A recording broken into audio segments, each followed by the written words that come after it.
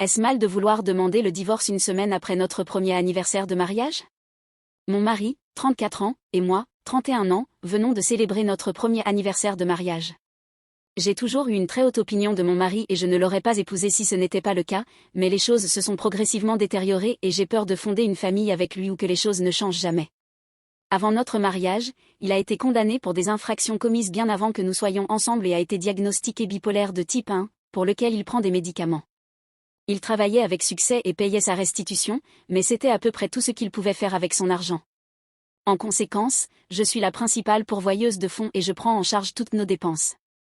Lorsqu'il a pris plus d'heures de travail, il a dépensé la majeure partie de son argent dans ses passe-temps, sa cigarette électronique et son stylo pour fumer de la marijuana, sans jamais proposer de contribuer à nos factures. Il a récemment perdu son emploi il y a 2 semaines pour ne pas s'être présenté un jour important. Avant sa condamnation, il avait un excellent emploi et était très réussi.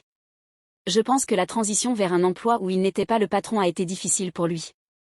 Parfois, il ne prend pas ses médicaments et devient maniaque, claquant les portes devant moi, me fermant la porte de notre chambre à clé.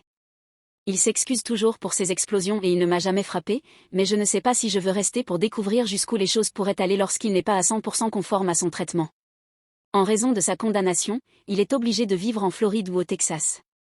Il a vécu en Caroline du Sud et a menti à son agent de probation sur son lieu de résidence.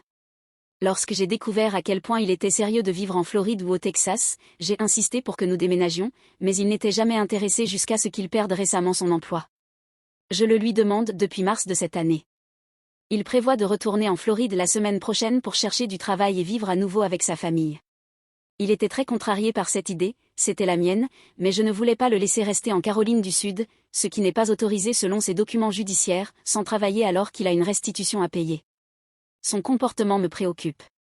S'il ne peut actuellement pas prendre soin de lui-même ni de moi, je ne veux pas tomber enceinte.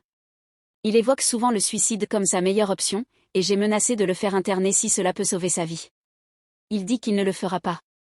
Une famille est censée prendre soin les uns des autres, et ce n'est pas du tout le cas. Lorsque nous avons parlé de la planification familiale, il s'est montré indigne lorsque j'ai suggéré d'avoir seulement un enfant. J'essayais d'être réaliste. Si je suis la seule source de revenus, un seul enfant mettrait une énorme pression sur nos finances et notre dynamique actuelle. Nous ne sommes pas prêts, et je ne veux pas avoir un enfant dans notre famille tant que je n'ai pas plus d'assurance de la part de mon mari qu'il peut contribuer. Ai-je tort de vouloir prendre mon temps pour planifier notre divorce?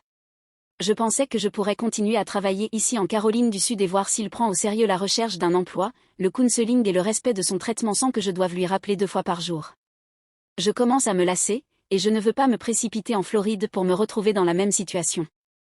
Prendre soin de quelqu'un qui n'est pas disposé, capable de contribuer à nos dépenses a été difficile, et quelque chose doit changer. J'ai l'impression que cette séparation montrera ce dont il est réellement capable et où nous pouvons aller avec notre mariage. Ai-je tort?